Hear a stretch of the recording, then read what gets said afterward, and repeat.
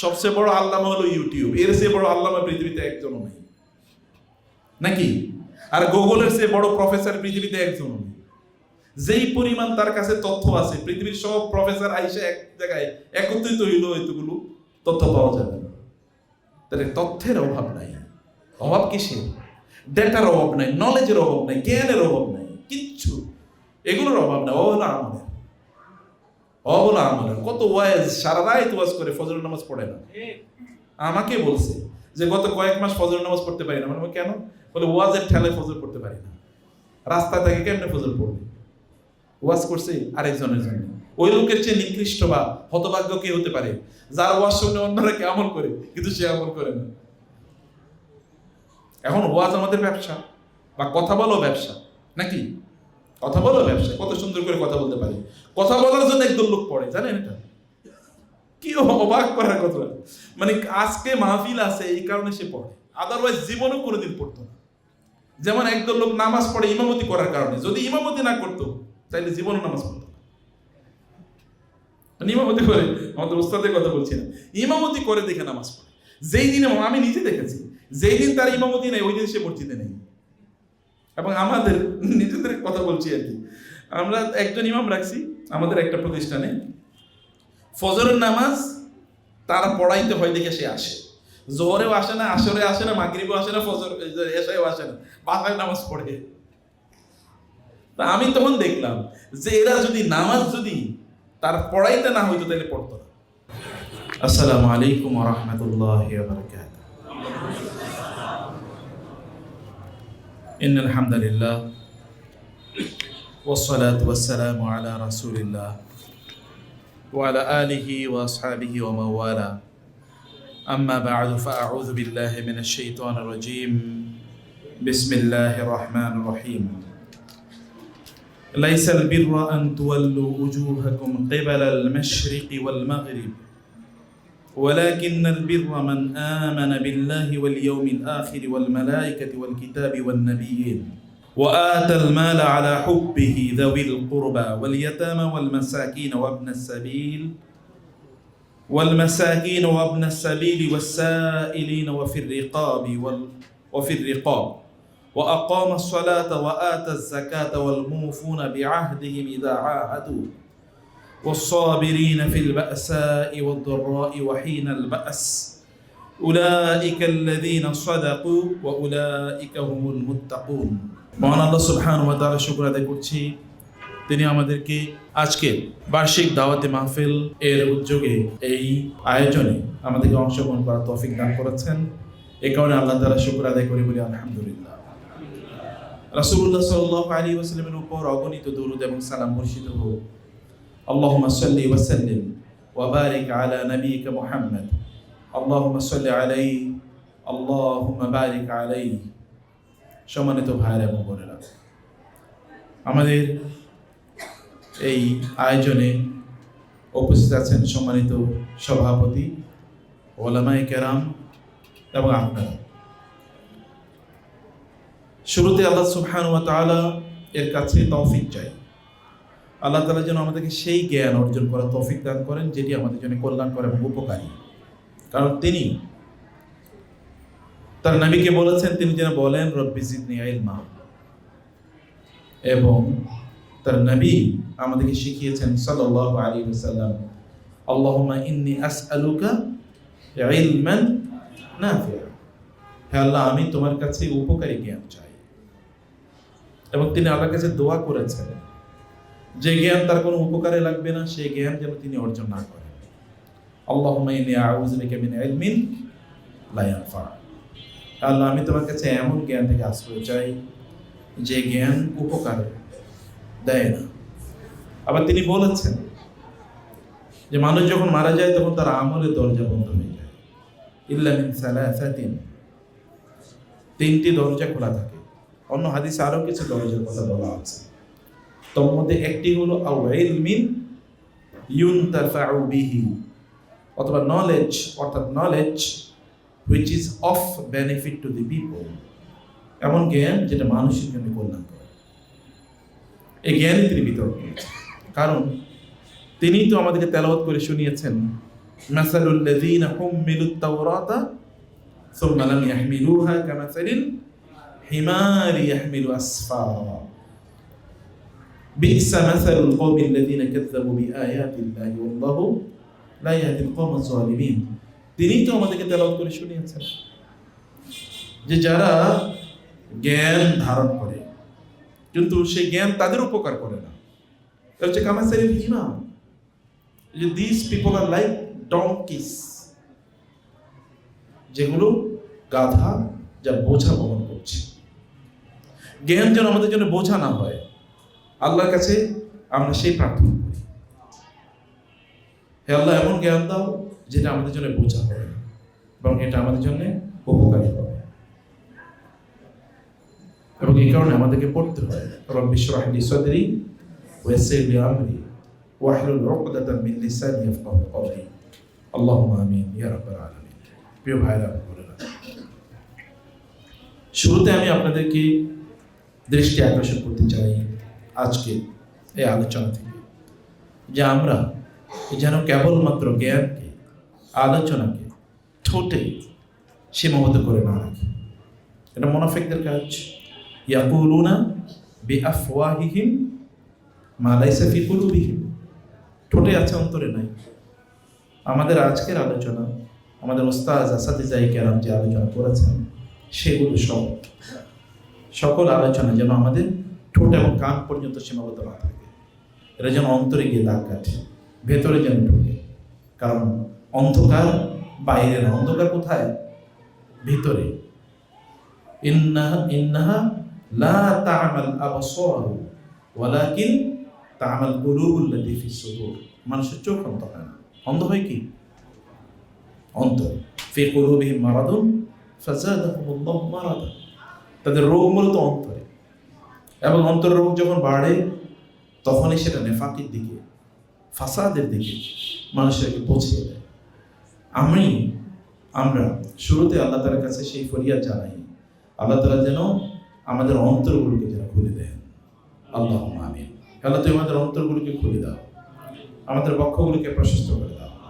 আমরা যেন তোমার কথা, তোমার রাসূলের কথা শোনার পর সেগুলোকে আমাদের হৃদয়ে, আমাদের চরিত্রে যেন ধারণ করতে পারি, সেই তৌফিক দান করো। আল্লাহুম্মা আমিন। আফামান শারাহাল্লাহু সাদরাহু লিল ইসলামি ফাহুয়া আলা নূরিম মির রাব্বিহি ফাওয়াইলুল লিল কাসিয়াতি কুলুবুহুম মিন যিকরিল্লাহ। অন্তরে যদি কথা না ঢোকে, তাইলে তো আল্লাহর ঘোষণা হচ্ছে সেগুলো ধ্বংসের জন্য উপযুক্ত, সেগুলো ধ্বংসের জন্য উপযুক্ত। এ কারণে আমাদের অন্তরকে আমরা নরম করার জন্য আল্লাহর কাছে দোয়া করি, আলাম ইয়ানি লিল্লাযীনা আমানু আন তাখশা কুলুবুহুম লিযিকরিল্লাহি ওয়া মা নাযালা মিনাল হক ওয়া লা ইয়াকুনু কাল্লাযীনা উতুল কিতাবা ফাতালা আলাইহিমুল আমাদু ফাকাসাত কুলুবুহুম ওয়া কাসীরুম মিনহুম ফাসিকুন। যেন অবস্থা এমন না হয়, ইহুদিদের ব্যাপারে তো আল্লাহ তাআলা বলেছেন যে তাদের মধ্যে কি আছে? আল আহবার ওয়ার রহবান। আহবার রহমান আছে, আহবার হিব, ওদেরকে হেবর বলা হতো। কারণ কি? কারণ তারা কালি নিয়ে কাজ করতো, কালি এবং কাগজ। জ্ঞানের অভাব ছিল না, কিন্তু অভাব যে জায়গায় ছিল সেই জায়গা থেকে আমরা আল্লাহর কাছে আশ্রয় চাই। জ্ঞানটা কেবল যেন তথ্যের উপর সীমাবদ্ধ না থাকে। তথ্য জানার জন্য খুব বেশি চেষ্টা করতে হয় না, বুকস আর অ্যাভেলেবল। আমার মনে হয় মাঝে মাঝে আমি ভাবি, সাহাবায়ে কেরামদের কাছে বই কেবল একটাই ছিল, যেটার নাম ছিল যালিকাল কিতাব। তো তারা বিশ্বের শ্রেষ্ঠ জেনারেশন, আর আমাদের কাছে এত বই, কিন্তু আমরা পৃথিবীর সবচেয়ে খারাপ। উলাইকা কাল আনআমি বাল হুম আদল। সাহাবায়ে কেরাম যদি আমাদেরকে দেখতেন তাহলে অবাক হতেন, এরা তো প্রচুর জ্ঞানী, কিন্তু আমাদের সাথে যদি এক মুহূর্ত হাঁটতেন তাহলে বলতেন এগুলো তো দেখি যা বলে তা করে না, এদের দেখি চরিত্র একরকম আর বলে আর একরকম। ওই মুনাফিকদের সাথে হয়তো বা আমাদের অনেক মিল খুঁজে পেত। জানার নাম ইসলাম না। ইসলাম কিসের নাম? বলে ইন কুনতুম তুহিব্বুনাল্লাহ ফাত্তাবিউন। এর দাবির কোনো ইস্যু না, স্লোগানের কোনো ইস্যু না। আমরা আসতে দেখেছি কত স্লোগান দিয়ে ভর্তি করে দিচ্ছে লোকেরা, আমি এই করবো, তমকে সেই করবে। স্লোগান সর্বস্ব। ইসলাম কোন স্লোগান সর্বোচ্চ ধর্ম নয়, জীবন ব্যবস্থা নয়। ইসলাম একটা অ্যাকশন ওরিয়েন্টেড, এবং এই কারণে আল্লাহ তাআলা ঈমানের কথা বলেছেন, আল্লাযীনা আমানু ওয়া আমিলুস সালিহাত, ইল্লাযীনা আমানু ওয়া আমিলুস সালিহাত। ওয়া এটা মানে আপনারা বুঝেন যেটা কিন্তু ইন্ডিপেন্ডেন্ট, অর্থাৎ কেবল ঈমান এর দাবি করলেই চলবে না, you will have to prove your iman through your actions. কেবল দাবি করলেই চলবে না যে ঈমান আছে, এটাকে কাজের মাধ্যমেই দেখাতে হবে। এবং এই কারণেই তো আল্লাহ সুবহানাহু ওয়া তাআলা বলেছেন যে ওইখানে তারা মানে আল্লাহ তাআলা যখন লূত আলাইহিস সালামের বাড়ি, লূত আলাইহিস সালামের ওই অঞ্চলকে ধ্বংস করে দেওয়ার জন্য নির্দেশ দিলেন, তখন তারা বললেন ফামা ওয়াজাদনা ফিহা গায়রা বাইতিন মিনাল মুসলিমিন। অনেকেই ঈমানের দাবি করতে পারে কিন্তু ইসলাম তার ভেতরে আছে কিনা, this a very tough job. গায়রা বাইতিন মিনাল মুসলিমিন, কেবল একটা মুসলমানের ঘর ওখানে ছিল, তিনি কে? লূত আলাইহিস সালাম। আর কারো ঘর ওইখানে ছিল না, সবগুলো ধ্বংসের মতো। অতএব অ্যাকশন বা পারফরমেন্স, আমল, এর জন্য যেন আমরা তৈরি থাকি। আল্লাহ তাআলা যেন আমাদের অন্তরে আমলের ইন্সপায়ারেশন যেন আল্লাহ তৈরি করে দেন। সাহাবায়ে কেরামের বৈশিষ্ট্য ছিল তা। আপনি জানেন কত সাহাবী এসে বলছেন, ইয়া রাসূলুল্লাহ, আমি অনেক কাজ করতে পারবো না, আমাকে কেবল একটা আমলের কথা বলেন। বলেন নাই? দেখেন না কত। রাসূল বলেছেন লা তাকদাব, আমার আরেকটা বলেন লা তাকদাব, আরেকটা বলেন লা তাকদাব। তুমি কি শুনো নাই কি বলেছি লা তাকদাব? কারণ তিনি বলেছেন ইয়া রাসূলুল্লাহ দুল্লানি আলা আমালিন ইউদখিলুনি আল জান্নাহ ওয়া ইউবঈদুনি মিনান নার। আমাকে একটা আমলের কথা বলেন যে আমলটা আমি করলে জান্নাতে যাব, জাহান্নাম থেকে দূরে থাকবো। তিনি বলেন লা তাকদাব, রাগ করো না। একটাই কথা বলেছেন। আরেকজন এসে বলেছেন আবু তাবিল, বলেন ইয়া রাসূলুল্লাহ, জীবনে অনেক পাপ করেছি, এমন কোনো পাপ নাই যেটা আমি করি নাই, আমার কি কোনো মাফ হবে? তিনি বলেন হ্যাঁ। তুমি কি ঈমান এনেছো? বলে কেবল ঈমানই এনেছি, ওয়া আশহাদু আন্নাকা রাসূলুল্লাহ। বুড়ো, টুলটুলি বুড়ো, লাঠি ভর করে এসছে, হাঁটতে পারে না, লাঠির উপর ভর করে হাঁটেন। রাসূলুল্লাহ সাল্লাল্লাহু আলাইহি ওয়াসাল্লাম তাকে বললেন, আপনাদের অনেকের গল্পের সাথে মিলে যেতে পারে, তুমি কি হাল আমানত? বলে হ্যাঁ, ওয়া আশহাদু আন্নাকা রাসূলুল্লাহ। তিনি বললেন তাহলে এখন থেকে তুমি কি করো? ভালো কাজগুলো করো এবং খারাপ কাজ থেকে দূরে থাকো। তিনি বলেন এর কারণে কি আল্লাহ সুবহানাহু ওয়া তাআলা আমার সব গুনাহ মাফ করে দেবেন? বলেন আল্লাহ তোমার সব গুনাহ মাফ করে দেবেন। তিনি বলেন ওয়া গাদারাতি ওয়া ফাজারাতি, আমার সব গুনাহ, সব গাদ্দারি ফাজ্জারি সব আল্লাহ মাফ করে দেবেন।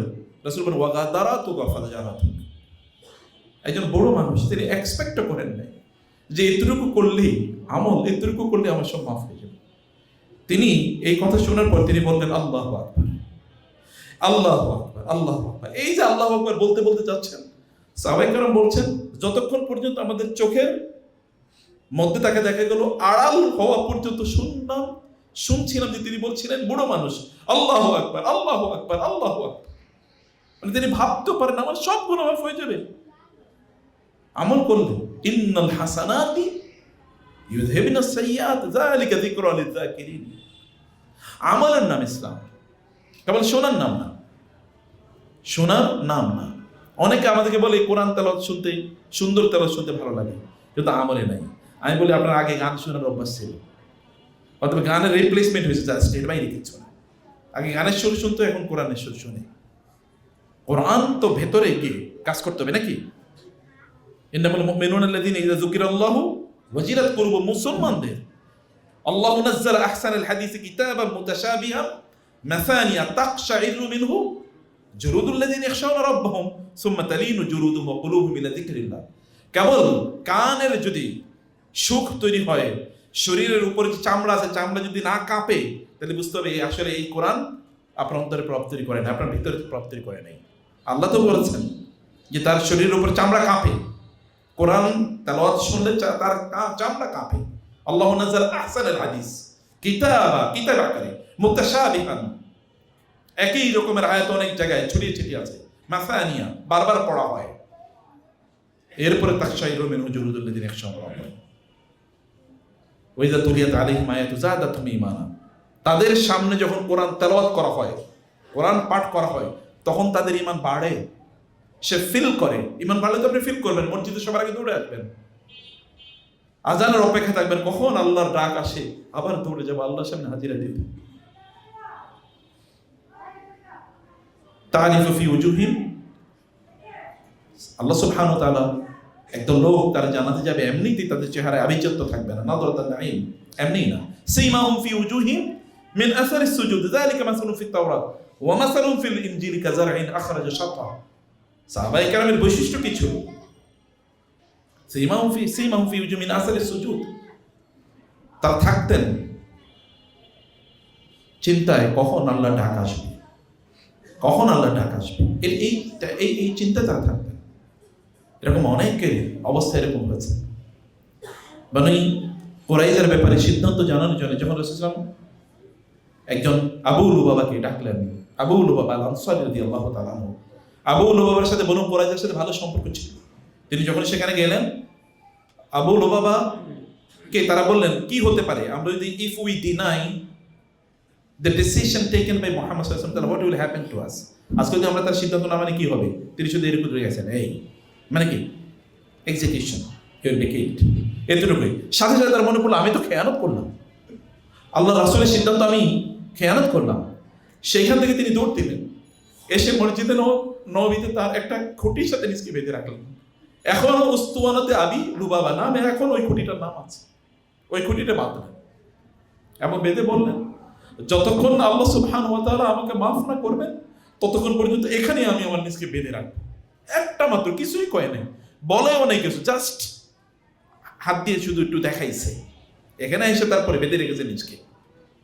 এরপরে আল্লাহ তাআলার পক্ষ থেকে তার জন্য যখন ঘোষণা আসলো আল্লাহ তাকে মাফ করে দিয়েছে, তারপরে তিনি তার নিজকে সেখান থেকে মুক্ত করেছেন। তারপর বলেছেন না আমি মুক্ত হবো না যতক্ষণ আল্লাহ রাসূল এসে আমাকে মুক্ত করেন সাল্লাল্লাহু আলাইহি ওয়াসাল্লাম। কেবল এতটুকুই, শুধু তাই না, তিনি এরপরে বললেন যেই ঘর থেকে আমি সিদ্ধান্ত নিয়ে গিয়েছি যে এই কথাটা আমি বলে দেব, ওই ঘরে আর আমি কোনোদিন বসবাস করবো না, এটা আল্লাহর জন্য আমি ওয়াকফ করে দিই। এমনি হয়েছে। অ্যাকশন দেখেছেন কাকে বলে? ঈমান তাদের অন্তরে কিভাবে ঢুকে গিয়েছে। ওয়ালাম্মা ইয়াদখুলুল ঈমানু ফি কুলুবিকুম ওয়া ইন তুতিউল্লাহ ওয়া রাসূলাহু লা ইয়ালিদকুম মিন আ'মালিকুম শাইআ ইন্নাল্লাহু আলিমুন খাবীর। আল্লাহ জানেন ওয়ালাম্মা ইয়াদখুলুল ঈমানু ফি কুলুবিকুম, ঈমান অন্তরে প্রবেশ করলেই কেবল সেটা কাজে পরিণত হয়। আদারওয়াইজ এগুলো কেবল গল্পবাজি, চাপাবাজি, গলাবাজি। এখন তো আমরা বড় আলেম মনে করি যে কি যারা মাহফিলের লোক বেশি উপস্থিত হয় নাকি, যিনি অনেক বেশি তথ্য দিতে পারেন, অনেক বেশি কোটেশন, চটকদার কথাবার্তা বলতে পারেন, তিনি অনেক বড় আলেম। আলেম মানে কি, তার সাথে বই তো তার চেয়ে অনেক বড় আলেম, যে অন্যান্য বইগুলো তার চেয়ে বড় আলেম, কারণ ওই বইতে যে তথ্য আছে এই তথ্য তো সব একজন নাও জানতে পারে। আলেম কেবলমাত্র ইসলাম ঈমান কেবলমাত্র জানার নাম না প্রিয় ভাইরা, এটা মানার নাম। সে কারণে শুরুতে আমি আপনাদেরকে এই নাসিহাতই করতে চাই, যেটাকে অ্যাকশনে ওরিয়েন্টেড, এটাকে অ্যাকশনে পরিণত করুন, কাজে পরিণত করুন, কাজে পরিণত করুন।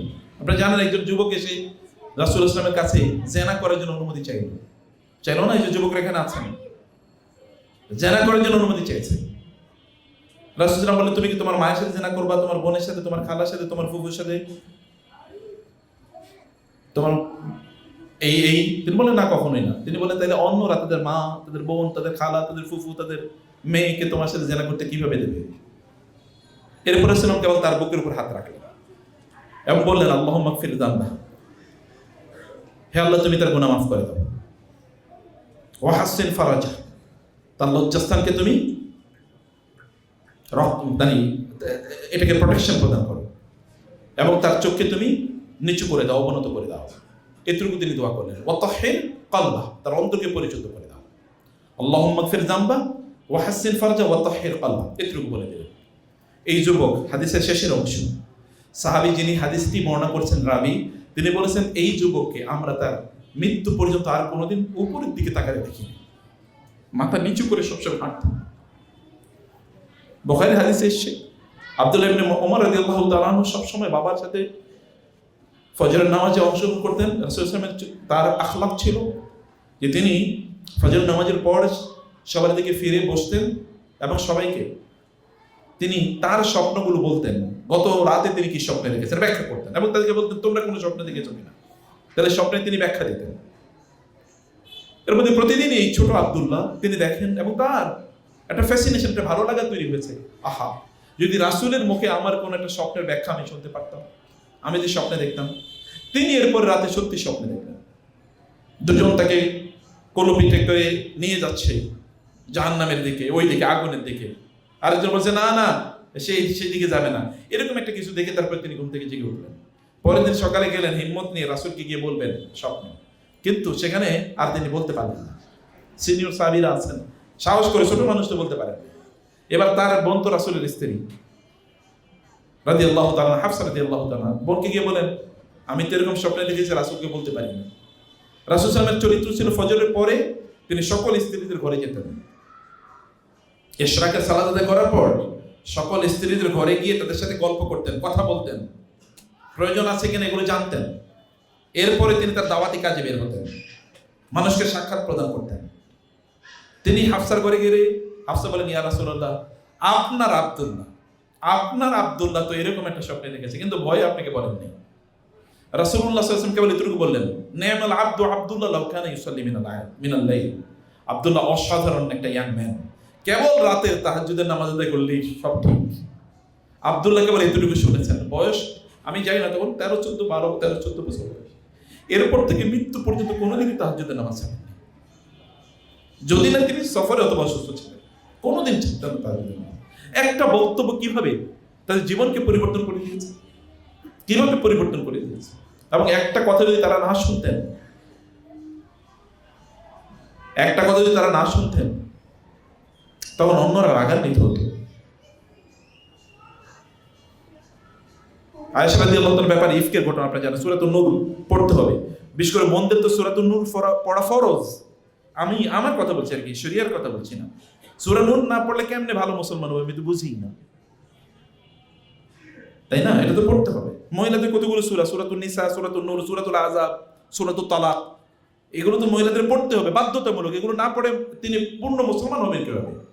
দিন কিভাবে জানবেন ভালো করে? পুরুষদেরকে সূরা মুহাম্মদ না পড়লে তারা কিভাবে শক্তিশালী মুসলমান হবে? সূরাতুত তাওবা, সূরাতুল আনফাল না পড়লে শক্তিশালী মুসলমান কেমনে হয়? সূরাতুল আলে ইমরান না পড়লে মুসলমান কিভাবে হবে? শক্তিশালী তো হতে পারবেন না। সূরা ইউসুফ না পড়লে যুবকরা কিভাবে আল্লাহ ওয়ালা হবে? অসম্ভব, হতেই পারে না। কারণ কোরআন তো শিফাউল লিমা ফিস সুদূর ওয়া হুদাম ওয়া রাহমাতুল লিল মুমিনিন। কোরআন তো আমাদের জন্য এই সব কিছু নিয়ে এসেছে। সেখানে মেসতা রাদিয়াল্লাহু তাআলা আনহু, আবু বকর রাদিয়াল্লাহু তাআলার কাজিন, তিনিও কিন্তু ওই যে স্ক্যান্ডাল এর সাথে তিনিও কিন্তু সম্পৃক্ত। এবং যখন আবু বকর রাদিয়াল্লাহু জানলেন যে মেসতা তিনি কাজটি করেছেন, আবু বকর রাদিয়াল্লাহু তাআলা মিস্তারা যেহেতু একটু দুর্বল ছিলেন অর্থনৈতিকভাবে রাদিয়াল্লাহু তাআলা আনহু, এই কারণে তিনি তাদেরকে প্রতি মাসে কিছু টাকা পয়সা দিতেন। তিনি বলেন ওয়াল্লাহি লা উনফিকু আলাইকা আবাদা, আল্লাহর কসম তুমি আমার মেয়ের ব্যাপারে যেহেতু এই মিথ্যা অপবাদ দেওয়ার ক্ষেত্রে তোমার সংশ্লিষ্টতা ছিল, আমি আর তোমাকে কোনো সাদাকা করব না, কোনো পয়সা দেব না। এরপরে সূরাতুন নূরের আয়াত নাযিল হলো ওয়ালা ইয়াতাল উলুল ফাদলি মিনকুম ওয়াস-সাআতি আইয়ুতু উলিল কুরবা ওয়াল ইয়াতামা ওয়াল মাসাকিন। এরপর আয়াতের শেষ আলা তুহিব্বুনা ইয়াগফিরাল্লাহু লাকুম। যখন এই আয়াত নাযিল হলো আবু বকর দৌড়ে আসলেন রাসূলের কাছে, ইয়া রাসূলুল্লাহ এরকম নাযিল হয়েছে। হ্যাঁ, তিনি মেস্তার কাছে দৌড়ে গেলেন অস্থির। মেস্তাকে গিয়ে বলেন আল্লাহর কসম এখন থেকে আমি তোমাকে আর পয়সা দেওয়া বন্ধ করবো না, কারণ আল্লাহ তাআলা বলেছেন যে তোমরা কি চাও না ইয়াগফিরাল্লাহু লাকুম? তিনি বলেন বাবা ইয়া রাব্বি উহিব্বু আন তাগফিরা লি, আল্লাহ আমি চাই তুমি আমাকে ক্ষমা করে দাও। আমি জানি না আবু বকর রাদিয়াল্লাহু তাআলা তার আমলনামায় কি গুনাহ আছে, তারপরেও আল্লাহকে বলেছেন আল্লাহ আমি কেবল ও অপরাধ করেছে এই কারণে আমি তাকে টাকা দেওয়া বন্ধ করে দিয়েছি, আমি এটা বন্ধ করবো না, আমি এখন থেকে আগের মতো করে তাকে আরো পয়সা দেবো, আরো অর্থ দেবো। একটা আয়াত জীবনের চিত্র পরিবর্তন করে দেয়, কিভাবে অ্যাকশনে তারা এগুলোকে রূপান্তরিত করেছে। অতএব ওয়াজ তো আর আমরা কম শুনি না, এখন তো বড় ওয়াজ হলো কি, সবচেয়ে বড় আল্লামা হলো ইউটিউব, এর চেয়ে বড় আল্লামা পৃথিবীতে একজনও নাই নাকি? আর গুগলের চেয়ে বড় প্রফেসর পৃথিবীতে একজনও নেই।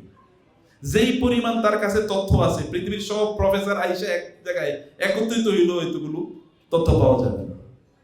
তাহলে তথ্যের অভাব নাই, অভাব কিসের? ডেটার অভাব নাই, নলেজের অভাব নাই, জ্ঞানের অভাব নাই, কিচ্ছু এগুলোর অভাব নাই। হলো আমলের কত ওয়াজ, সারা রাত ওয়াজ করে ফজরের নামাজ পড়ে না। আমাকে বলছে যে গত কয়েক মাস ফজরের নামাজ পড়তে পারি না। মানে কেন? বলে ওয়াজের ঠেলায় ফজর পড়তে পারি না। রাস্তা থেকে কেমনে ফজর পড়বে? ওয়াজ করছে আরেকজনের জন্য। ওই লোকের চেয়ে নিকৃষ্ট বা হতভাগ্য কে হতে পারে যার ওয়াজ শুনে অন্যরা কে আমল করে কিন্তু সে আমল করে না।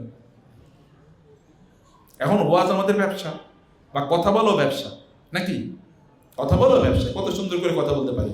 কথা বলার জন্য একদল লোক পড়ে, জানেন এটা কি অবাক করার কথা। মানে আজকে মাহফিল আছে এই কারণে সে পড়ে, আদারওয়াইজ জীবনও কোনোদিন পড়তো না। যেমন একদল লোক নামাজ পড়ে ইমামতি করার কারণে, যদি ইমামতি না করতো তাইলে জীবনও নামাজ পড়তো।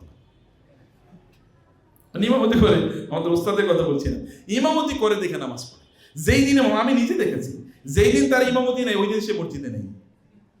এবং আমাদের নিজেদের কথা বলছি আর কি, আমরা একজন ইমাম রাখছি আমাদের একটা প্রতিষ্ঠানে, ফজরের নামাজ তারা পড়াইতে হয় দেখে সে আসে।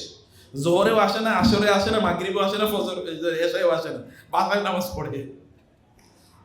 তা আমি তখন দেখলাম যে এরা যদি নামাজ যদি তার পড়াইতে না হইতো তাহলে পড়তো না।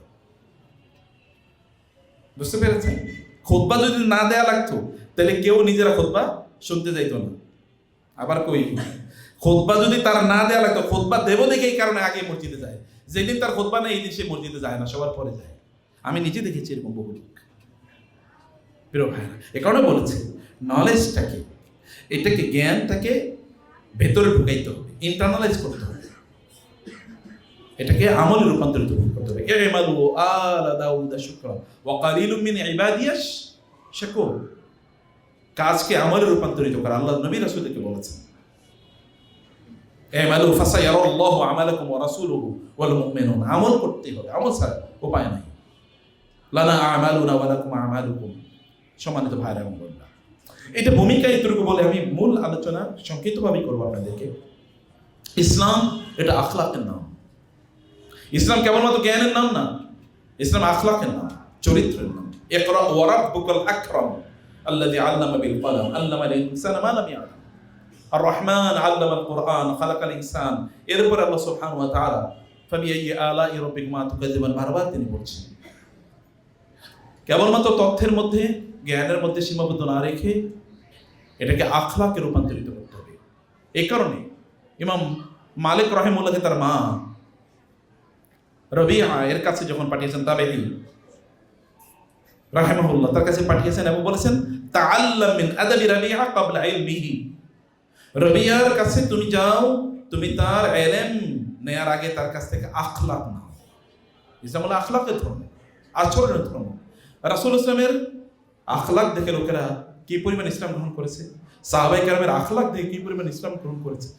জ্বলন্ত ফেরেশতা রাস্তায় হেঁটে যায় মনে হচ্ছে, মনে হচ্ছে যে জীবন্ত ফেরেশতা রাস্তায় হেঁটে যাচ্ছে। রাসূলুল্লাহ ইসলামের বৈশিষ্ট্য কি ছিল? নবুয়তের আগেও তাকে লোকেরা জানতো as-সাদিক আল-আমিন, পরম সত্যবাদী, পরম বিশ্বস্ত। আপনি ভাবতে পারেন এমন একজন মানুষ আপনাদের নবী, যিনি তার গোটা জীবনে একবারও একটা মিথ্যা কথা বলেননি, না নবুয়তের আগে না নবুয়তের পরে। আপনারা বলেন তো, আপনাদের আমাদের চরিত্র বলেন তো, প্রতিদিন কথা যা কই তা তো মিথ্যাই কই, সত্য বলি কখন? এটাই তো প্রশ্ন। যা বলি তা মিথ্যাই বলি, যাহা বলিব মিথ্যা বলিব, মিথ্যা বই সত্য বলিব না, এটাই তো আমাদের জীবনের শপথ। কিন্তু তাহলে গোটা জীবনে একবার মিথ্যা কথা বলেন নাই। বদরের যুদ্ধে আবু জাহালকে একজন ডাইকা নিয়ে গেল, এই ভাই চলো আমি আর তুমি তো এখানে একা, আর তো কেউ নাই, তুমি আমাকে বলো তো মুহাম্মদের ব্যাপারে যে আমাদের যে এত অভিযোগ, আমরা যে যুদ্ধ করতে আসি, আসলে ঘটনাটা কি? সাল্লাল্লাহু আলাইহি ওয়াসাল্লাম তার ব্যাপারে তোমার মূল্য কি, তোমার মতামত কি? What is your opinion about him? তিনি বললেন, আবু জাহাল বলল, ওয়াল্লাহি, আল্লাহর কসম করে বলছি, তিনি এমন একজন মানুষ, তার গোটা জীবনে কোনোদিন মিথ্যা কথা কয় নাই, তার গোটা জীবনে কাউকে কোনোদিন কষ্ট দেয় নাই। আবু সুফিয়ান 7ম হিজরিতে যখন হুদাইবিয়ার সন্ধি হলো, মক্কা বিজয়ের আগের বছরের ঘটনা বলছে। 6ষ্ঠ হিজরিতে হুদাইবিয়ার সন্ধি, 8ম হিজরিতে কি মক্কা বিজয়, 7ম হিজরিতে সে ছিল, তিনি ছিলেন সিরিয়ার আয়লা নামক একটা জায়গায়। আপনার বুখারীর সবচেয়ে বড় হাদিসটা দেখেন, সেখানে হেরাক্লিয়াস মানে হেরাকল বলা হয়, আরবরা হেরাকল বলে, ইংরেজরা বলে হেরাক্লিয়াস। হেরাক্লিয়াস শুনলে এর মধ্যে আরবে একজন রাজার নবীর আবির্ভাব ঘটেছে এবং সব তার কাছে পরিচিত। তিনি কে তার ব্যাপারে জানার জন্য তিনি বললেন তার সবচেয়ে নিকট আকরাবুহুম নাসাবান, তার সবচেয়ে নিকটবর্তী এরকম কে আছে তাকে নিয়ে আসো। আবু সুফিয়ান তখন ব্যবসায়ী কাজে ওই সিরিয়ায় গিয়েছিলেন, তাকে নিয়ে আসা হলো। তাকে নিয়ে আসার পর হেরাকল তাকে বলল, আমি তাকে ইন্নিসা ইলুকাস, আমি তোমাকে অনেকগুলো প্রশ্ন করবো, তুমি উত্তর দেবা। এবং তার সাথে যারা ছিল তাদেরকে বললো যে তিনি কোনো প্রশ্নের উত্তর ভুল দেন কিনা বা মিথ্যা দেন কিনা তোমরা এটা বলবা।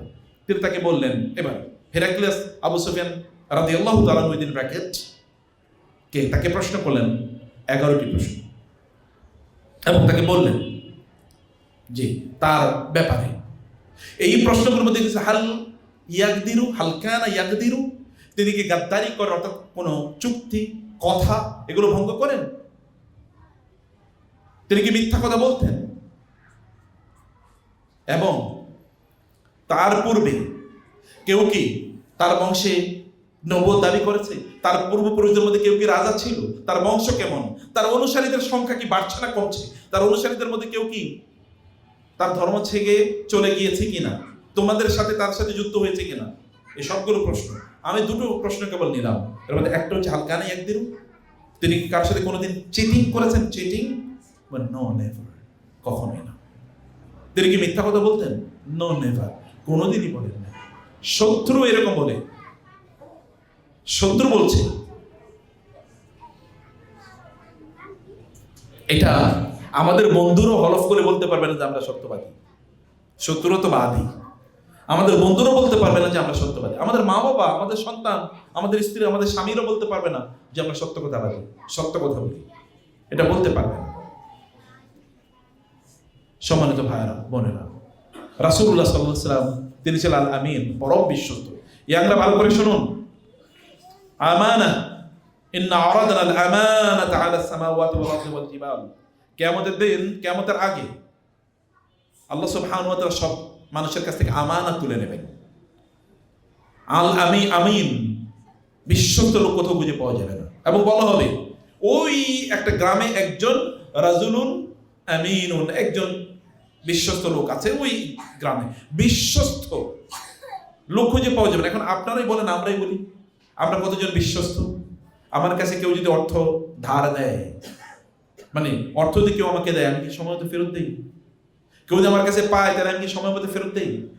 অথবা আমরা যখন কাউকে ব্যবসায় কোনো পণ্য তাকে দেই, সেটাকে আমরা ওজনে সমানভাবে দেই। এমনকি আমি আমার নিজের কথাই বলি, আমি যখন ক্লাস নিই তখন কি আমি হক আদায় করে ক্লাস নিই? যদি আলেমরা মনে করে যে তারা যেহেতু দিনই কথাবার্তা বলে অতএব জান্নাতুল ফেরদৌসে চলে যাবে, এটা ডিফিকাল্টি, বিগ ডিফিকাল্টি। কারণ আমরা যাদেরকে পড়াচ্ছি তাদেরকে হক আদায় করে পড়াচ্ছি কেন? তারা যতটুকু জানা, আমি ওই পড়ানোর জন্য কতটুকু প্রস্তুতি নিচ্ছি যখন তাদেরকে পড়াবো, এটা তো একটা আমানত। দিন ইন্না হাযাল ইলমা দীনুন ফানজুরু আম্মান তাখুযুনা দীনাকুম। ইবনে সিরিন রাহিমাহুল্লাহ বিখ্যাত কথা, এই দিন, এই এলেমটা হচ্ছে দিন, তোমরা কাদের কাছ থেকে দিন নিচ্ছ? আমি যখন বলছি ইমাম মালিক রাহিমাহুল্লাহ 40টা প্রশ্নের মধ্যে 37টাই বলেছেন না, আমি জানি না। লোকেরা বলে আমরা কি বলবো, আপনি এত বড় ইমাম, আপনি 40টার মধ্যে 37টার উত্তর দিলেন না। তখন তিনি বললেন, তোমরা কি বলে দাও চারিদিকে যে মালিককে প্রশ্ন করছিলাম, তিনি 37টার উত্তর দেন না, বলে যাও যে তিনি কিছুই জানেন না। আমানতদারিতা কোথায়? মানে সব জায়গায় আমানতদারিতার ব্যাপার আছে। আমানতদারিতা কেবলমাত্র ওজনে কম দেয়, ওয়াইলুল মুতাফফিফিনের মধ্যে সীমাবদ্ধ রাখলে চলবে না। আমানতদারিতা সবকিছুর মধ্যে। ইন্নী লাকুম নাসিহুন আমিন, অত নসিহতের মধ্যে আমানতদারিতা আছে। আমি যা বলছি তা ঠিক বলছি কিনা, মানুষের জন্য কতটুকু কল্যাণকর, আমানতদারিতা কতটুকু। নবী রাসূলদের কথাই আল্লাহ তাআলা কোরআনে বারবার আমানতদারিতার কথা বলেছেন। আমানতদারিতা আপনাকে সম্রাট, রাজা বানিয়ে দিতে পারে। ইউসুফ আলাইহিস সালাম কি বলেছেন? ইজআলনি আলা খাযাইনিল আরদি ইন্নী হাফিজুন আলিম। হাফিজুন মানে হচ্ছে কি? আমিন। এবং মুসা আলাইহিস সালামের ব্যাপারে ওই যে শুআয়ব আলাইহিস সালামের এক কন্যা বলেছিলেন যে হে বাবা, ইন্না খায়রা, তাকে তুমি কেউ ইস্তাজিরহু ইয়া আবাত ইস্তাজির, ইন্না খায়রা মান ইস্তাজাতাল কওয়িয়ুল আমিন। বাবা তুমি তাকে তোমার কাজে নিয়োগ করো, কারণ যাকে কাজে নিয়োগ দেওয়া হবে তার মধ্যে দুটো যোগ্যতা থাকতে হয়। একটা হলো কি? তার মধ্যে আল কাউই, ওই কাজের স্কিল, এক্সপেরিয়েন্স, দক্ষতা, যোগ্যতা, এবং হচ্ছে আল আমিন, তিনি বিশ্বস্ত হতে হয়। এখন বলেন তো আমাদের মধ্যে বিশ্বস্ততা কত রয়েছে? ইয়াংম্যান, আপনার চোখের আমানতদারিতা নাই, মুখের আমানতদারিতা নাই, কানের আমানতদারিতা নাই, আছে কিনা? সময়ের আমানতদারিতা নাই, সময়ের ব্যাপারে জিজ্ঞেস হবে না? নি'মাতানি মাগবুনুন ফীহিমা কাসীরুম মিনান নাস আস-সিহহাতু ওয়াল ফারাগ, ইগতানিম খামসান ক্বাবলা খামসিন শাবাবাকা ক্বাবলা হারামিক ওয়াল আসর ওয়াল লাইল ওয়াদ দুহা ওয়াশ শামস। দেখেন না সময়ের কি পরিমাণ শপথ কোরআনে, সময়ের কথা বারবার বলা হয়েছে। সময় তো সাধারণ ইস্যু না, সময় আপনার জীবন। সময়ের আমানতদারিতা কই? আমরা সময়টা কোথায় কাটাই? আল্লাহ রাসূল সময় কোথায় কাটিয়েছেন? সাহাবায়ে কেরাম সালফে সালেহ কোথায় কাটিয়েছেন? ইবনে মাসউদ রাদিয়াল্লাহু আনহু বলেছেন, আমাদের কাছে সময়টা দিনার এবং দিরহামের চেয়ে বেশি গুরুত্বপূর্ণ ছিল। হাসান আল বসরি বলেছেন, আমাদের কাছে সালাফদেরকে দেখেছি, তাদের কাছে সময়ের গুরুত্ব এত বেশি ছিল, কেউ যদি তাদের কাছে টাকা চাইতো তাহলে বলতো যা প্রয়োজন তোমার নিয়ে নাও, কিন্তু সময়ের ব্যাপারে বলতো ভাইয়া আমার সময় কই। কারণ আপনার এই সময়ের মধ্যে বেঁচে থেকে তো আপনাকে জান্নাত অর্জন করতে হবে, নাকি এর বাইরে কোনো জীবন আছে? কবরে গিয়ে তো ইবাদত করা যায়, আখিরাতে তো আল্লাহর কাছে চাইলে কোনো কাজ নাই। চাইবে ইয়া মালিক ইকদি আলাইনা রাব্বুক, বলতে থাকবে, চিৎকার করতে থাকবে বছরের পর বছর। আল্লাহ পরে বলবেন, অথবা ফেরেশতারা বলবে ক্বালা খাসাউ ফিহা ওয়া লা তুকাল্লিমুন, চুপ, কোনো কথা বলা যাবে না। বলা হয় যে 40 বছর ইমাম মালিককে, অর্থাৎ জাহান্নামের ফেরেশতাকে 40 বছর জাহান্নামীরা কেবল চিৎকার করে ডাকতে থাকবে, বলো আল্লাহ যেন আমাদেরকে একেবারে শেষ করে দেয়। ইকদি আলাইনা রাব্বুক, অথবা খাফিফ আলাইনা ইয়াওমান মিনাল আযাব, একদিন শাস্তিটা একটু কমাক, একটু হালকা করে দেখ। তখন ফেরেশতা বলবে, 40 বছর পর উত্তর দেবে, ইকসাউ ফিহা ওয়া লা তুকাল্লিমুন, লাঞ্ছিত হয়ে থাকো, একটা শব্দ বলবা না। এটা তো যুগ যুগান্ত, সেখানে তো আর সময়ের কোনো বার নাই, সময় এখানে লিমিটেড। লিমিটেড সময়টাকে আপনি কোথায় ব্যয় করছেন? এই লিমিটেড সময়টাকে আপনার কোথায় কাজে লাগিয়েছেন? সময়কে যারা কাজে লাগিয়েছে তারাই তো সফল হয়েছে। যাদের মধ্যে নৈতিকতা তৈরি হয়েছে, আখলাক তৈরি হয়েছে, তারাই সফল হয়েছে। নবী রাসূলদের সবচেয়ে বড় বৈশিষ্ট্য কি ছিল? আখলাক। রাসূলুল্লাহ সাল্লাল্লাহু আলাইহি ওয়াসাল্লামের সবচেয়ে বড় বৈশিষ্ট্য কি ছিল? আখলাক। এমনকি আমি আপনাদেরকে গ্যারান্টি দিয়ে বললাম, যদি তিনি নবুয়তের মর্যাদা না পেতেন, তাহলে মানুষ হিসেবে তার সামনে দাঁড়ানোর মতো এই পৃথিবীতে একটা লোক থাকতো না। একজন মানুষ এই পৃথিবীতে থাকতো না তার সামনে মানুষ হিসেবে দাঁড়ানোর মতো। যখন খাদিজা রাদিয়াল্লাহু তাআলা আনহা এর ব্যবসায় ম্যানেজার হিসেবে, ব্যবসার পার্টনার হিসেবে, মোদারাবা সিস্টেমে তিনি ব্যবসা করতে গিয়েছেন খাদিজা রাদিয়াল্লাহু তাআলার সাথে, তখন তিনি সেখানে যে ব্যবসা করেছেন, আপনি একবার চিন্তা করে দেখেন তার ব্যবসার লেভেলটা কি, দক্ষতা কি। এই যে ইয়াং জেনারেশন আছেন, কি দক্ষতা আছে? একটাই পাইছে ফেসবুক, সারাদিন রাতে এটা নিয়ে ব্যস্ত থাকে। তার দক্ষতা কি ছিল? তার বয়স তখন 25, ব্যবসা করে এসেছেন। তার মতো ব্যবসা মাইসারা বলেছে, খাদিজা রাদিয়াল্লাহু তাআলা আনহার পার্সোনাল সেক্রেটারি, গত 40 বছর খাদিজা এবং তার বাবার ব্যবসা আমি দেখি, গত 40 বছর যা ব্যবসা করেছে, এবার মুহাম্মদ সাল্লাল্লাহু আলাইহি ওয়াসাল্লাম তার চেয়ে বেশি ব্যবসা করেছে। কোথায় শিখছে ব্যবসা? কোথায় শিখেছে? আমানতদারিতা আপনাকে যোগ্যতা তৈরি করে দেয়। আমানতদারিতা এটা এমন একটা যোগ্যতা, এই যোগ্যতা অন্য যোগ্যতা করে নেই। আপনি দেখেন ইউসুফ আলাইহিস সালাম আমানতদার। ইউসুফের কথা চিন্তা করি, সূরা ইউসুফের জন্য পড়তে হবে, আমার সবচেয়ে প্রিয় সূরা এটা। ইউসুফ আলাইহিস সালাম, ইয়াং জেনারেশন দেখেন, ওই নারী তাকে বলল হাই তালাক ওয়াগাল্লাকাতিল আবওয়াব ওয়াকালাত হাই তালাক, দরজাগুলো ওয়াগাল্লাকাতিল আবওয়াব, গাল্লাকা এর মধ্যে বাবুত তাফঈল, এর মধ্যে মুগালাজা আছে, মুবালাগা আছে। গাল্লাকা নট আগলাকা, আগলাকার মধ্যে হালকা আছে। যখন গাল্লাজা বলা হয়, গাল্লাকা বলা, তখন এর মধ্যে কি আছে? মুবালাগা আছে। এরপরে আবওয়াবা, দরজা একটা না। ওয়াগাল্লাকাতিল বাবা বলে না, ওয়াগাল্লাকাতিল আবওয়াব, অনেকগুলো দরজা, রাজপ্রাসাদ। তো যত হাইফাই বাসা তত দরজা বেশি, সবগুলো দরজা বন্ধ করে বলে হাই তালাক, আসো। তারপরে তিনি কি বলেছেন? আউযুবিল্লাহ বলেন না, মাআযাল্লাহ, কারণ আউযুবিল্লাহ এটা ফেলের মধ্যে মুহাদাসা থাকে, হুদুস থাকে, অর্থাৎ ফেলের মধ্যে দুর্বলতা থাকে। কিন্তু ইসমের মধ্যে দুর্বলতা, মাআযাল্লাহ, ইসম মাআযাল্লাহ ইন্নাহু রাব্বি আহসানা মাসওয়ায়া। তিনি সেখান থেকে বলতে পারতেন, ঠিক আছে কেউ নাই, কেউ দেখবে না, চলো একটু কিছু একটা করি, কিছু বলেন নাই তিনি। এবং তিনি বলতে পেরেছেন রব্বিস সিজনু আহাব্বু ইলাইয়া মিম্মা ইয়াদউনানি ইলাইহি ওয়া ইল্লা তাসরিফ আন্নী কাইদাহুন নাসবি ইলাইহি ওয়া কুম মিনাল জাহিলিন। হে আল্লাহ, এই কারাগারে আমি যাব, কিন্তু আমি এই কাজে আমি সাড়া দেব না। নৈতিকতা, আখলাক, আমানতদারিতা, এটা চরিত্রের আমানতদারিতা, এটা নৈতিকতার আমানতদারিতা, এটা তিনি মেনটেন করেছেন। আল্লাহ তাআলা তারপরে তাকে কি করেছেন? তারপর আল্লাহ তাআলা মিশরের সম্রাট তাকে বানিয়েছেন। আমাদেরকে নিজের মধ্যে এই চরিত্র, এই আখলাক নিজের মধ্যে তৈরি করা দরকার।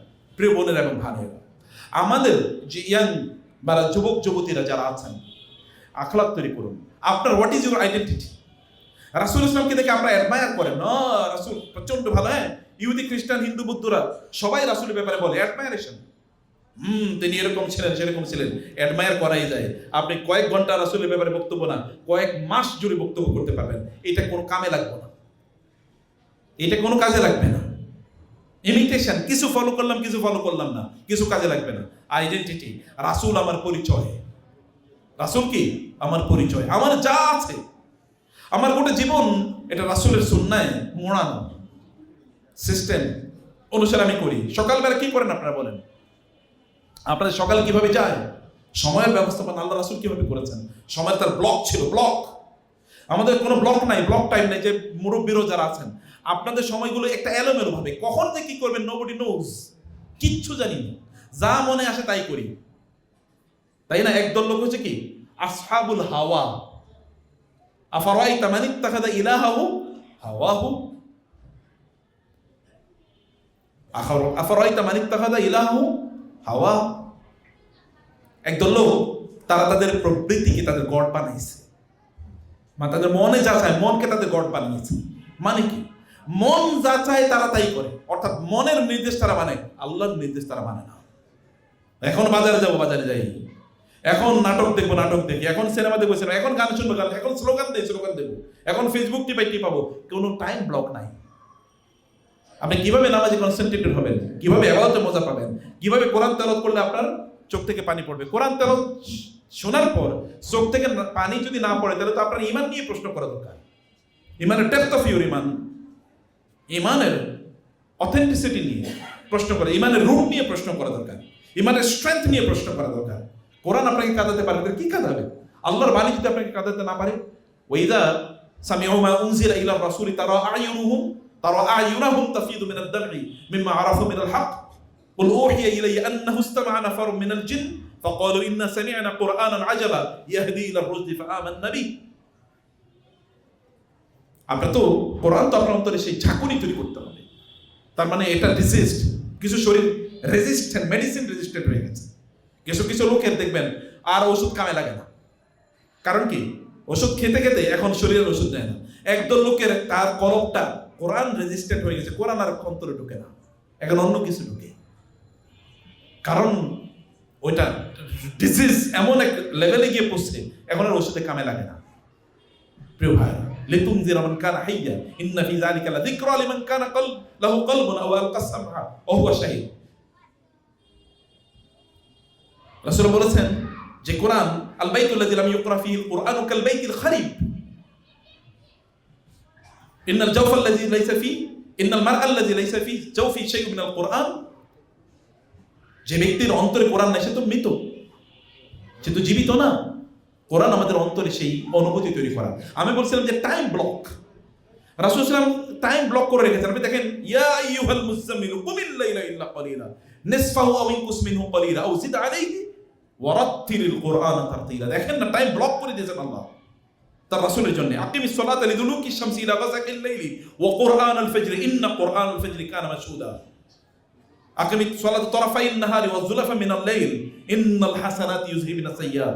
আপনাকে টাইম ব্লক করতে হবে আল্লাহর জন্য, এইটুকু সময় আল্লাহর জন্য। I would not compromise this time with anyone. যারা এখানে মাদ্রাসায় যারা পড়ছো, তোমাদেরকে বলি, আল্লাহর সাথে পড়াশোনা দিয়ে কাম হবে না যদি আল্লাহর সাথে সম্পর্ক নষ্ট হয়ে যায়। কত বড় জ্ঞানী বিজ্ঞানী, এগুলো সব নাস্তিক, এগুলো দিয়ে জাহান্নামের কি ওয়াকুদুহান নাস ওয়াল হিজারা ইন্নাল্লাযিনা তা'বুদুনা মিন দুনিল্লাহি হাসাবু জাহান্নাম। এগুলো জাহান্নামের লাকড়ি। এত জ্ঞান দিয়ে জ্ঞান কি মানুষকে বাঁচাতে পারবে নাকি? না, মানুষকে বাঁচাতে পারবে না। অবশ্যই লাগবে তার সাথে আখলাক লাগবে, তার সাথে আমল লাগবে। আর আমল করতে হলে টাইম আলাদা ব্লক করে ফেলতে হবে। এটা আল্লাহর জন্য কোনো কম্প্রোমাইজ নাই, এটা আল্লাহর জন্য কম্প্রোমাইজ নাই। সাহাবায়ে কেরাম তাই করেছেন রাদিয়াল্লাহু তাআলা আনহুম আজমাইন। সালাত পড়তে গিয়ে, তারাবির নামাজ পড়তে পড়তে গিয়ে এরপরে লাঠির উপর তো ভর করতোই, একজন আরেকজনের কাঁধের উপর ভর করে দাঁড়াতো। এটা কি জেনারেশন! অ্যামেজিং! এরকম জেনারেশন কেমনে যে হইল! আল্লাহু আকবার। আল্লাহ সুবহানাহু ওয়া তাআলা এমনি কি তাদের হাতে মিরাকল ঘটাইছে? এমনি কি তারা যদি জঙ্গলে গিয়ে ডাক দিত, এই জঙ্গল, যেমন আমের,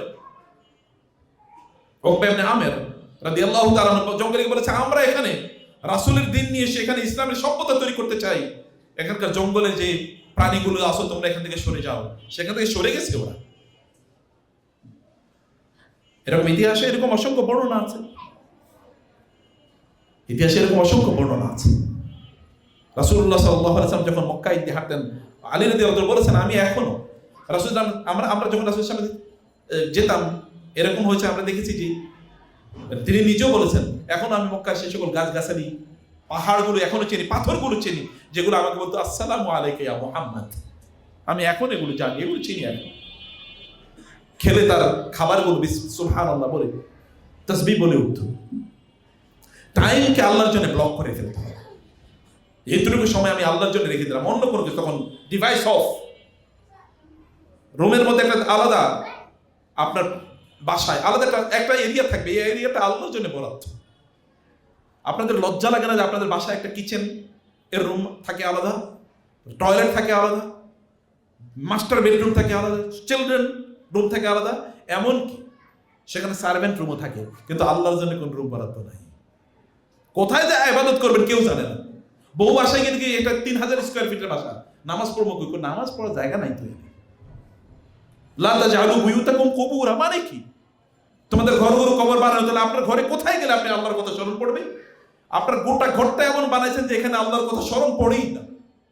হাইফাই দামের সেখানকার কি ফার্নিচার, টয়লেটের সবচেয়ে দামি বাংলাদেশের ওরা, আপনি ওই ইউরোপের, ফ্রান্সের, জার্মানির ফিটিংস লাগাইছেন, ওইখানে গেলেই ওইটার আরেকটা জান্নাত বানাইতে চাইছেন, দুনিয়ারে জান্নাত বানাইতে চাইছেন, কিন্তু কবর কই? কবর কই? এই কারণে ইমাম শাফি রাহমাহুল্লাহ বলেছেন যে তোমার কবরকে আগে তৈরি করো, তোমার বাড়ির, দেশের, পৃথিবীর ঘর তৈরি করার আগে, কারণ ওইখানে তুমি পার্মানেন্ট থাকবা। এই ঘরের চেয়ে ওইখানে তোমার পার্মানেন্ট। ওইখানে বাতি জ্বালাও, তোমার বাসায় দামি বাতি জ্বালানোর আগে ওইখানকার বাতি জ্বালানোর ব্যবস্থা করো, ওইখানে গিয়ে থাকবে, বন্ধ করো, ওইখানে কেউ আলো জ্বালিয়ে দেবে না। ওইটাকে প্রশস্ত করো, তোমার ফ্ল্যাটের সাইজ প্রশস্ত করার আগে ওই জায়গাটাকে প্রশস্ত করো, কারণ ওইটা এমন প্রশস্ত হবে কোন একজন ব্যক্তির জন্য দৃষ্টি অবারিত, যতটুকু চোখ যায় ততটুকু প্রশস্ত, আরেকদল লোকের মতো একেবারে সংকীর্ণ। আপনারটা কেমন হবে সেটা আপনাকে চয়েস করতে হবে। এগুলো টাইম আল্লাহর জন্য বরাদ্দ করে রেখে, টাইমের মালিককে আল্লাহ। লা তাসুবুদ দাহরা ফাইন্নাল্লাহু হুয়াদ দাহরু। তোমরা সময়কে গালি দিও না, সময়ে আল্লাহ নিজেই, তিনিই সময়, তিনি সময়ের মালিক। তো সেই সময়ে দিল আল্লাহ সময় আপনাকে, আর আপনি আল্লাহর জন্য কিছুই বরাদ্দ রাখলেন না। সব বরাদ্দ রাখলেন ফেসবুকের জন্য, ইউটিউবের জন্য, সব বরাদ্দ রাখলেন সিনেমার জন্য, সব বরাদ্দ রাখলেন গানের জন্য, অথবা সব বরাদ্দ আমাদের বোনেরা ভালো করে শুনুন। আল্লাহ রাসূল সাল্লাল্লাহু আলাইহি ওয়াসাল্লাম বলেছেন, উরিতুকুন আকসার আহলিন নার, আমি তোমাদেরকে জাহান্নামে বেশি যেতে দেখেছি। সময়, আমি যদি এই সময়ের কথা বলি, এই সময় বোনদের সময় সবচেয়ে বেশি নষ্ট হয়। সামনে এই যে রমজান আসতেছে, রান্নাঘরে সকাল থেকে সন্ধ্যা, মানে ইফতারি, মনে হচ্ছে যেন এটা ইফতারি খাওয়ার জন্য এই রোজা এসছে, অথচ খাবার থেকে দূরে রাখার জন্য এই রোজা এসছে, আর লোকেরা খাবার খায় একেবারে ফিট হয়ে যায়। এটা কেমন কথা হলো?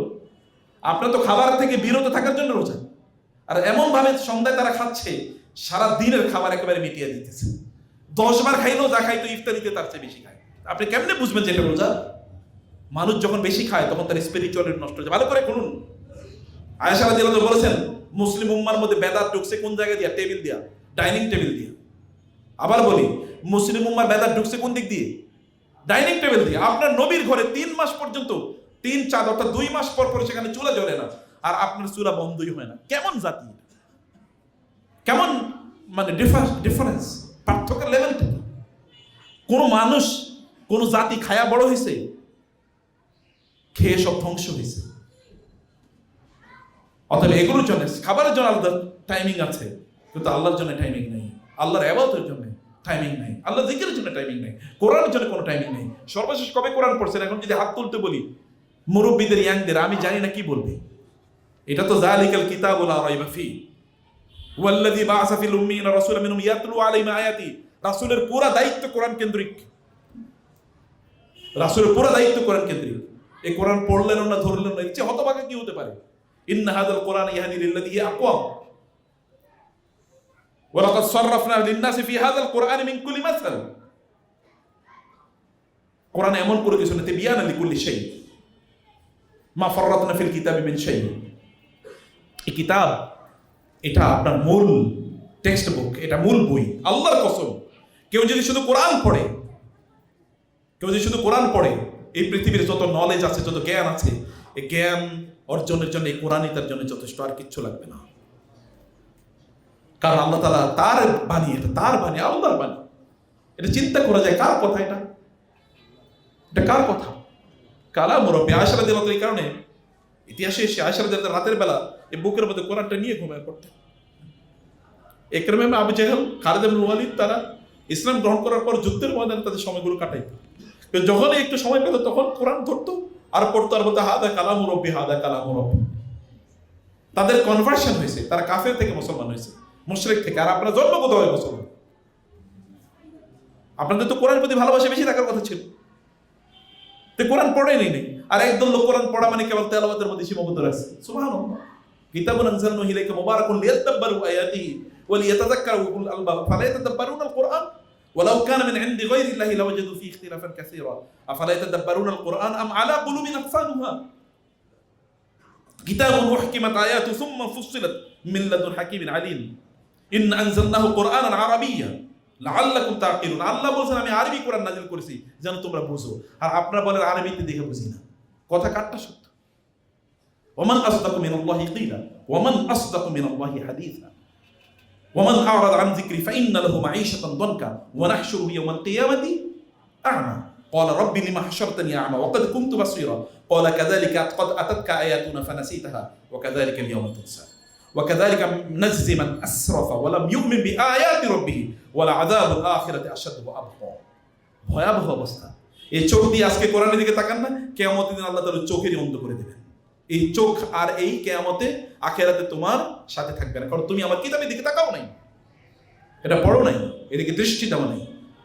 বই আছেন, রবীন্দ্রনাথের বই পড়বেন, মহাপণ্ডিত, অমকের বই তমকের বই, সমরেশ মজুমদার, এগুলো দিয়ে ভর্তি করে ফেলছেন। কোরআন নাই বাসায়। কয়জন মানুষের বাসায় কোরআন আছে? আর থাকলেও ধুলাবালি ভর্তি।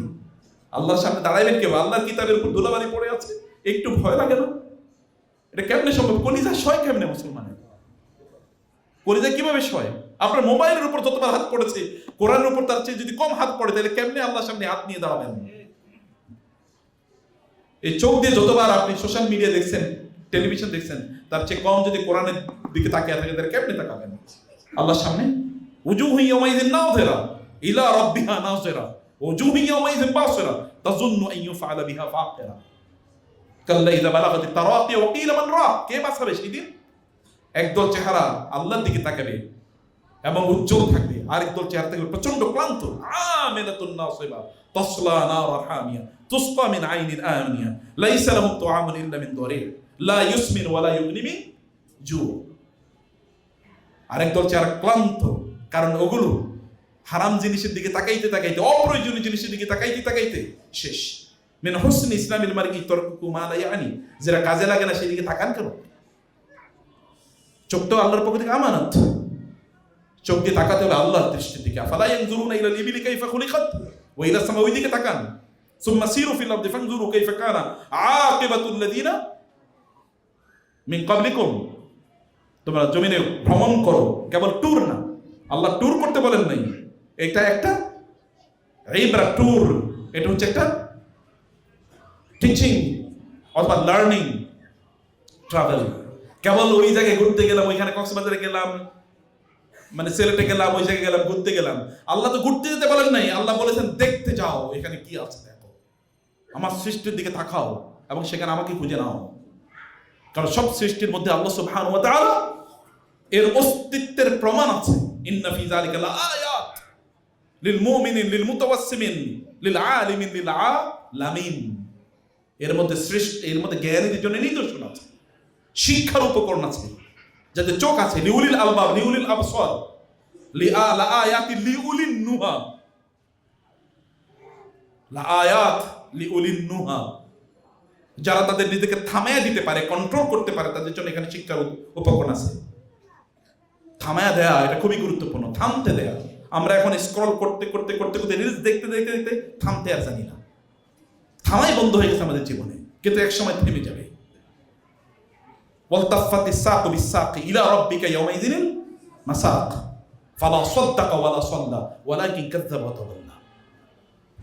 সে মুখ ফিরিয়ে অন্যদিকে চলে গেছে, মুখ ফিরিয়ে অন্যদিকে যাওয়ার সুযোগ নাই।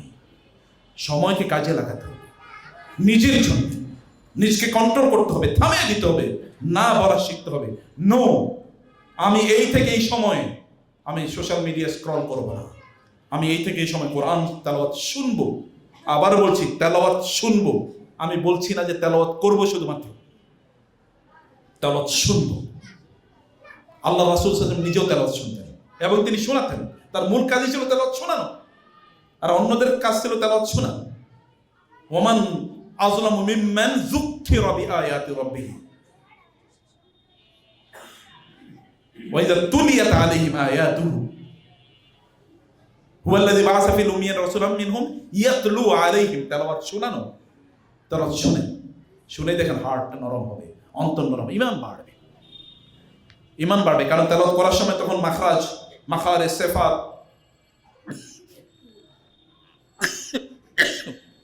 উচ্চারণের কারণে মানুষ চিন্তা করতে পারে না। এটা চিন্তা তেলাওয়াত শোনার সময় চিন্তা করার সুযোগ থাকে। পড়েন, অনুবাদ পড়েন, কমপক্ষে একটা অনুবাদ পড়েন, এবং অনুবাদ পড়ে বলেন এই আয়াতে যা আছে এই আয়াতটাকে আবার আমার জীবনে আমি মানতে চাই। চোখ বন্ধ করে যে আয়াতটা উঠবে এই আয়াতের মধ্যে হাত রেখে বলেন, আল্লাহ এই আয়াতের আমলটা আমার ভিতরে ঢুকিয়ে দাও। একটা আছে তো, সেটা সবর থাকবে, শুকর থাকবে, তাকওয়া থাকবে, ইহসান থাকবে, এগুলো থাকবে, কিছু তো একটা থাকবে। বলেন আমি এটাই শুধু মানবো, মেনেই দেখেন, and you see the life is changing afterwards. দেখেন না জীবন কেমনে পরিবর্তন হওয়া শুরু হয়। এটা পড়তে হবে না, আপনাকে বুঝতে হবে না। এটা কি এমনি কেবল তেলাওয়াত করলে চলবে? লাইসা বি আমানিয়িকুম ওয়া আমানি আহলিল কিতাব। আল্লাহ সুবহানাহু ওয়া তাআলা একদল লোকের বলেছে ফাখালাফা মিন বা'দিহিম খালফুন ওয়ারিসুল কিতাব। একদল লোক এরপরে তারা কিতাব পাইছে এবং তারা ইয়াবতাগুনা আরাদা হাদাল আদনা ওয়া ইয়াকুলুনা সায়ুগফারু লানা ওয়া ইন ইয়াতিম আরাদুম মিসলুহু ইয়াখুযু। একদল লোক আছে তারা আল্লাহর কিতাবকে দুনিয়ার বিনিময়ে বিক্রি করে দেয়। এর হচ্ছে একটা নষ্ট জেনারেশন। ফাখালাফা মিন বা'দিহিম খালফুন, খালফুনের উপর যখন লামের উপর যখন সুকুন থাকে তখন মানে নষ্ট জেনারেশন, আর লামের উপর যদি জবর থাকে এটা যারা আলেম তাদেরকে ভালো কাজে লাগবে। লামের উপর যদি জবর থাকে তাহলে ভালো জেনারেশন। যেমন ফাখালাফা মিন বা'দিহিম খালফুন আদাউস সালাতা ওয়াত্তাবাউশ শাহওয়াত ফাসাফা ইয়ালকাউনা গায়্যা। এই যে খালফ, একটা খারাপ জেনারেশন। এই খারাপ জেনারেশন এরা কিতাব পায়, কিন্তু কিতাব তারা কি কোন কাজে লাগে না। আল্লাহ তাআলা বলেছেন, আল্লাহ তাআলা যদি চাইতেন তাহলে এই কিতাবের কারণে তাকে অনেক উপরে উঠিয়ে দেন। ওয়ালাকিন্নাহু আখলাদা ইলাল আরদ ফামাসালুহু কামাসালিল কালব ইন তাহমিল আলাইহি ইয়ালহাস আও ইয়াতরুকু ইয়ালহাস। আর একদল লোকের চরিত্র হলো কুকুরের মতো। আল্লাহ বলছেন, আমি বলছি না, আল্লাহ বলছেন। চরিত্র হলো কুকুর, দিল জিহ্বা একটা বাইরে করে হাঁপাইতে থাকে, খাবার না দিলেও হাঁপাইতে থাকে। এরকম একদল লোকের চরিত্র এরকম। কুকুরের যতই পায় কোনো তার কি নাই, পরিতৃপ্তি নাই, কিতাবের সাথে তার কোনো সম্পর্ক বাড়ে না। আপনার সম্পদ বাড়লে আপনার কিতাবের সাথে সম্পর্ক বাড়ার কথা ছিল, আপনার সম্পদ বাড়লে আপনার মসজিদের প্রথম কাতারে থাকার কথা ছিল, কিন্তু কোনোটাই বাড়ে না। সম্পদ বাড়ছে, আল্লাহ থেকে আপনি দূরে সরে গেছেন। যত সম্পদ বাড়ছে ততই আল্লাহ থেকে দূরে সরে গেছেন, যতই প্রমোশন হয়েছে ততই আল্লাহ থেকে দূরে সরে গেছেন, যতই জীবন বেড়েছে, যতই যৌবন এসে ততই আল্লাহ থেকে দূরে সরে গেছেন। আল্লাহর নেয়ামত, আল্লাহর অবাধ্যতায় নিয়োগ করা, ব্যয় করা, ব্যবহার করা, বিনিয়োগ করা, এর চেয়ে বড় ধৃষ্টতার কিছু হতে পারে না। অথচ আল্লাহর নেয়ামত ব্যবহার করে আল্লাহর কাছে আশা কথা ছিল। রাসূলুল্লাহ সাল্লাল্লাহু আলাইহি ওয়াসাল্লাম ঘর থেকে বের হলেন, খাবার নাই। ঘর থেকে বের হলেন আবু বকর, চেহারা দেখে তিনি বুঝতে পারলেন আবু বকর কি অবস্থা। বলি ইয়া রাসূলুল্লাহ, যেই জিনিস আপনাকে ঘর থেকে বের করেছে আমারও সেই জিনিসই বের করেছে, আর চোখ ক্ষুধা। এরপরে ওমর বাইর হলো, একই অবস্থা। রাসূল ইসলাম, আবু বকর এবং ওমর তিনজন গেলেন একজনের বাসায়, জাবের ইবনে আব্দুল্লাহ। জাবের ইবনে আব্দুল্লাহ তিনি রাসূল ইসলামের একের মসজিদ নববীর সামনেই, সাথেই তার বাসাটা রাখছেন। এই জন্য স্বামী এবং স্ত্রী দুজন মিলে সিদ্ধান্ত নিয়েছেন আমাদের বাসায় যা রান্না হবে, আমাদের যা খাবার থাকবে, একটু আমরা রাসূলকে না দিয়ে খাবো না। যতটুকু আমরা যাই হোক একটু রাসূলকে দিয়ে তারপরে খাবো। এ কারণে মসজিদে নববীর সামনে বাসা রাখছে, সেখানে গেলেন, খাবার চাইলেন, উনি একটু কাঁচা পাকা খেজুর নিয়ে এসে, একটু কাঁচা পাকা খেজুর, রাসূল সেগুলো খাচ্ছেন আর বলছেন সুম্মা লা তুসআলুন্না ইয়াওমাইযিন আনিন নাঈম, সুম্মা লা তুসআলুন্না ইয়াওমাইযিন আনিন নাঈম, অতঃপর তোমরা কিয়ামতের দিনে নিয়ামত সম্পর্কে জিজ্ঞাসিত হবে। আবু বকর কেঁদে দিলেন, ইয়া রাসূলুল্লাহ, এই যে আমরা খাচ্ছি, না খেয়ে ঘর থেকে ক্ষুধার জ্বালা বের হয়েছি, এখানে একটুটুকু খেজুর কাঁচা পাকা, তাও যে উন্নত মানের তাও না, এর জন্য আমরা জিজ্ঞাসিত হব। রাসূল বললেন সব কিছুর জন্য জিজ্ঞাসিত হবে। আপনার যে এত সম্পদ, এত শান শৌকত, এত ব্যবসা বাণিজ্য, এত টাকা পয়সা, এত পরিবার, এগুলোর জন্য জিজ্ঞাসিত হতে হবে না মনে করতেছেন? এমনি ছেড়ে দেবেন? আল্লাহ সুবহানাহু ওয়া তাআলা তিনি আপনাকে এত কিছু দেন নাই, এগুলো কোনো কিছুই এমনিতে চলে যাবে? আল্লাহ সুবহানাহু ওয়া তাআলা জিজ্ঞেস করবেন সব কিছু, কোনো কিছুই। মা লি হাযাল কিতাব ওয়া উরিদু, আল্লাহ সুবহানাহু ওয়া তাআলা বলেছেন যখন তাদেরকে করা হবে, তাদের সামনে যখন কিতাব দেওয়া হবে, তখন তারা বলবে মা লি হাযাল কিতাব লা ইউগাদিরু সগীরাতান ওয়ালা কাবীরাতান ইল্লা আহসাহা ওয়া ওয়াজাদু মা আমিলু হাদিরা ওয়া লা ইয়াযলিমু রাব্বুকা আহাদা। সব পাবেন, সব উপস্থিত সেদিন পাওয়া যাবে, দেখবেন যে আপনি কি করেছেন, সব কিছু আপনি পাবেন। প্রিয় ভাইরা বোনেরা, লাস্ট 3 মিনিটস নিচ্ছি আমি, 3 মিনিটস আপনাদেরকে র্যাপ আপ করি আলোচনাটা। তা হলো 1 নম্বর, কেবলমাত্র শোনার জন্য আলোচনায় আসবেন না, মানার জন্য আসবেন। সাহাবায়ে কেরামের বৈশিষ্ট্য ছিল ক্বালু সামি'না ওয়া আতা'না, শুনলাম মানলাম, তা হতে হবে। এবং এই কারণে আল্লাহ তাআলা তাদের ব্যাপারে বলেছেন রাদিয়াল্লাহু আনহুম ওয়া রাদু আন, এই সার্টিফিকেশন আল্লাহ তাদের ব্যাপারে দিয়েছেন, কারণ তারা এই আল্লাহ রাসূলের সার্টিফিকেশন দিয়েছেন খায়রুল কুরুনি কারনি মা আনা আলাইহি ওয়া আসহাবি আলাইকুম বিসুন্নতি ওয়া সুন্নাতিল খুলাফা আর-রাশিদিন আল মাহদিয়িন আদু আলাইহা বিন নওয়াজিজ। তিনি বলেছেন লা তাসতামি উম্মতি আলা তালা, মানে আমার সাহাবীরা সবাই মিলে কোন ভুল সিদ্ধান্ত নেবে, উইল নেভার হ্যাপেন। গণতন্ত্র হতে পারে কিন্তু আমার সাহাবীরা করবে না, গ্যারান্টি দিয়ে গেলাম আমি। অতএব মানার জন্য শুনতে হবে, তাইলে আল্লাহ বারাকা দেবেন, তাইলে আল্লাহ বারাকা দেবেন। আপনাদের মতো এত বড়, এত বেশি জ্ঞান সকল সাহাবীদের ছিল না, কিন্তু তারা সবাই জান্নাতি। কারণ কি? ওই যে মেনেছে, মানার মানসিকতা, যা শুনছে তাই মানছে, একটুকু শুনেছে এতটুকুই মেনেছে। একজন ইয়াং ম্যান আসলেন বিয়ে করে, তার হাতে স্বর্ণের আংটি, রাসূল সাল্লাল্লাহু আলাইহি ওয়াসাল্লাম কিচ্ছু সরাসরি তিনি কাউকে বলতেন না। তিনি বললেন ইয়া আমিদু আহাদুকুম ইলা জামরাতিন মিনান নার, তোমাদের একজন জাহান্নামের একটা অঙ্গার হাতে পড়িস। উনি কিন্তু বুঝতে পারছেন, উনি কি করলেন, সাথে সাথে আংটিটা খুলে ফেলে দিয়েছেন। রাসূল সাল্লাল্লাহু আলাইহি ওয়াসাল্লাম চলে গেলেন, তার সাথীরা তাকে বলেন আংটিটা নাও। বলে কেন? বলে রাসূল সাল্লাল্লাহু আলাইহি ওয়াসাল্লাম বলছেন তুমি না পড়তে, এখন তুমি নিয়ে নাও, নিয়ে পয়সা দিব বাজারে, স্ত্রীর গিফট করবে। তিনি বলেন আল্লাহর কসম, রাসূলের সামনে যেটা আমি ছুঁড়ে ফেলে দিয়েছি এটা আমি মৃত্যু পর্যন্ত স্পর্শ করব না। ইমানের লেভেল দেখছেন?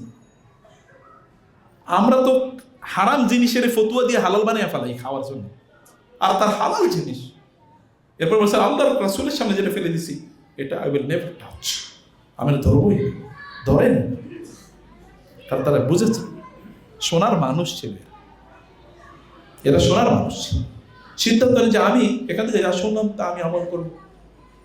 এটুকু ইয়াং ম্যান, ইউসুফ আলাইহিস সালামের গল্প তো আপনাদের কাছে স্পষ্ট। ভাইয়েরা তাকে হত্যা করার জন্য কূপে নিক্ষেপ করেছে, ব্যবসায়ীরা তাকে কূপ থেকে তুলে নিয়ে বাজারে বিক্রি করে দিয়েছে দুর্দশা করে। রাজপ্রাসাদে গিয়ে সেখানেও শান্তি নাই, সেখানেও কি সুদর্শন ইউসুফ ইয়াং ম্যান, ইমরাতুল আজিজ তাকে তুরাউইদু ফাতাহা আন নাফসি কদ শাগাফাহা হুব্বা, এরকম একটা অবস্থা। সেখানে তিনি রাজপ্রাসাদে থাকতে পারেন না, প্রাসাদে গেলে আমরা একটু শান্তি থাকি, একটু সুখ, সেখানে সেটাও তার জন্য বিপদ হয়ে দাঁড়ায়। তিনি সেখানে বলেন রব্বি সিজনু আহাব্বু ইলাইয়া মিম্মা ইয়াদউন, তিনি গেলেন কারাগারে।